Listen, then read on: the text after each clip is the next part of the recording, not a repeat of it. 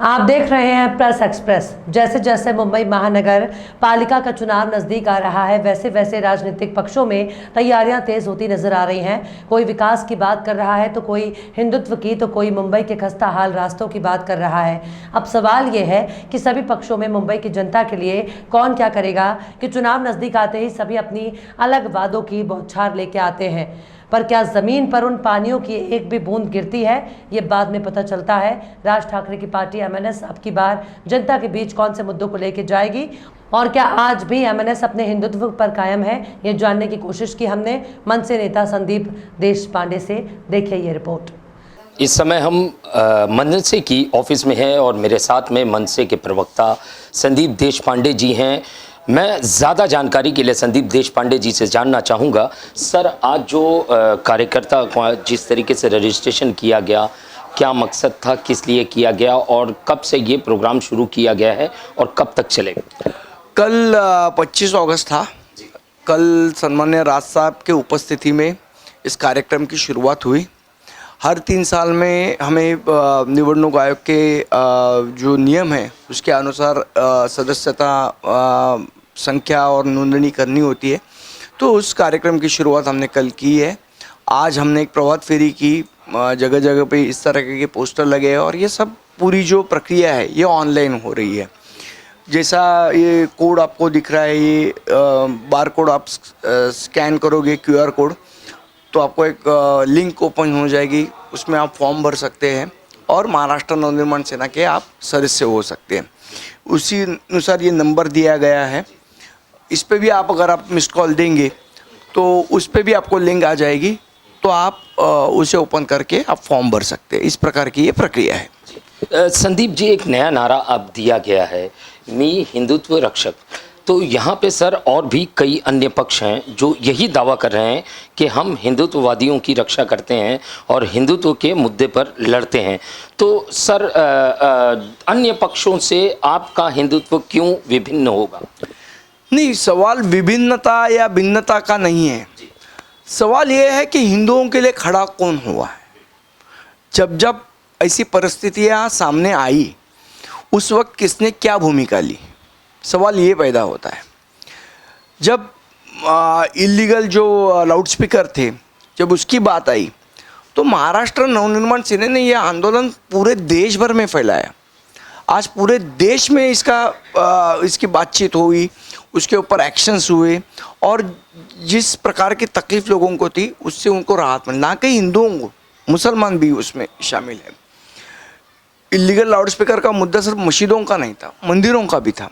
तो मुझे लगता है कि उस प्रकार का हिंदुत्व जो राज साहब ने लिया, आज नुपुर शर्मा का जो बात आई, तो अपने आप को हिंदुत्ववादी कहने वाले दुम दबा के घर में बैठे रहे, लेकिन अगर उनको खुलेआम किसी ने समर्थन किया तो वो राज साहब ने किया।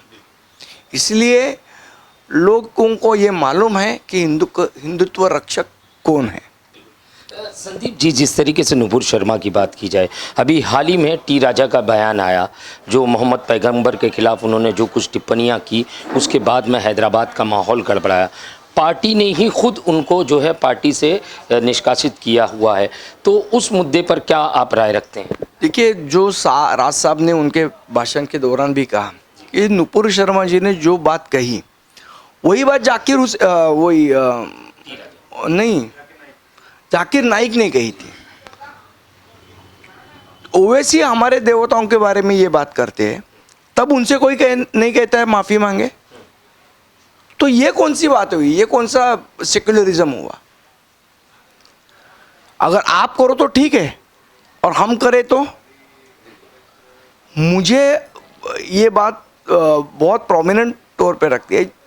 अगर हम आपके धर्म की सम्मान रखते हैं, आपके बारे में रिस्पेक्ट रखते हैं, तो वही चीज़ हम भी एक्सपेक्ट करते हैं।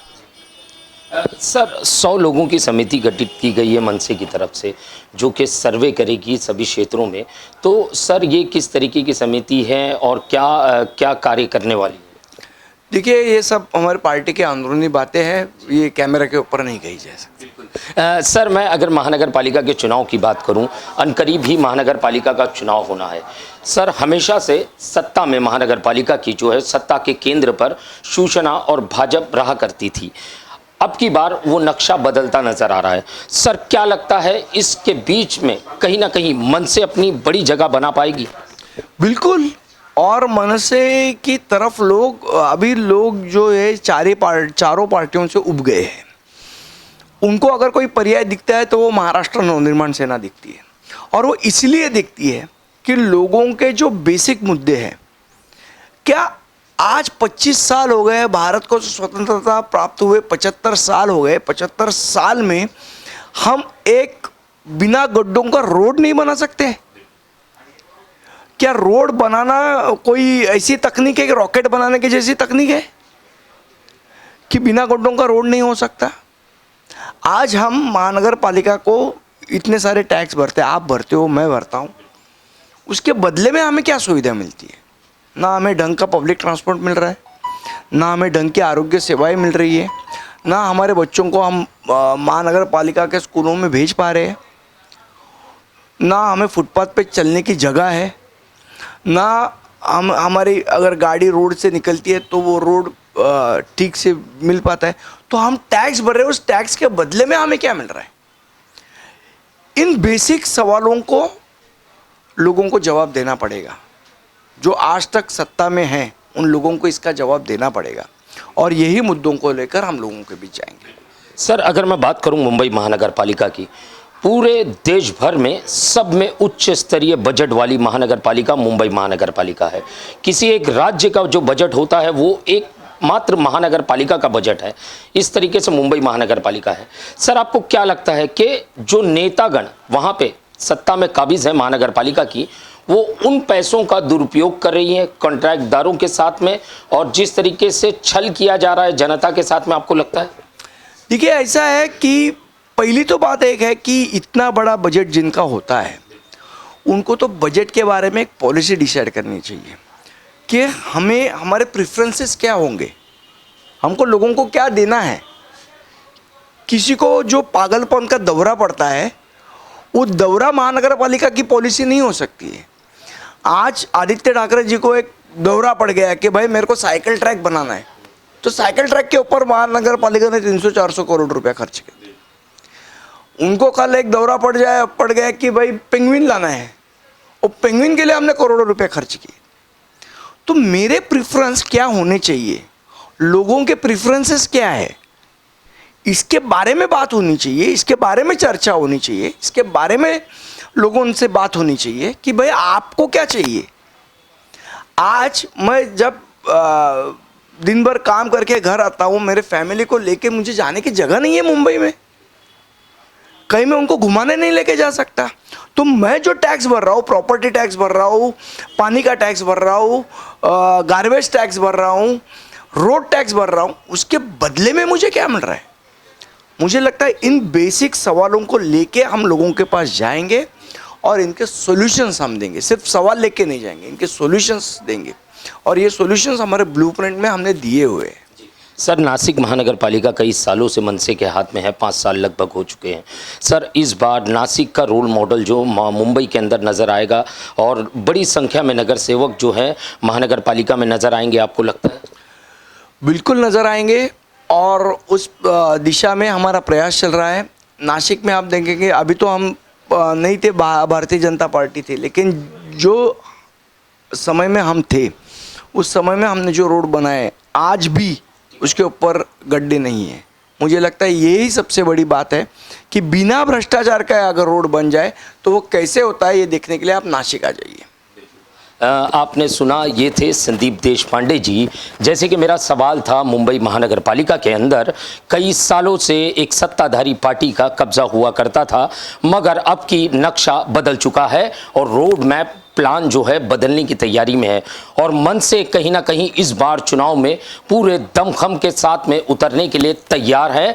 और जिस तरीके से देश पांडे जी ने कहा कि आने वाला समय जो है अन्य सत्ताधारी पार्टियों के लिए चुनौतीपूर्ण होगा, क्योंकि मन से कुछ ऐसे मुद्दों को लेकर जमीन पर उतरेगी चुनावी रणभूमि पर, जो कि जनता से जुड़े होंगे, जो जनता की सुविधाओं के लिए होंगे।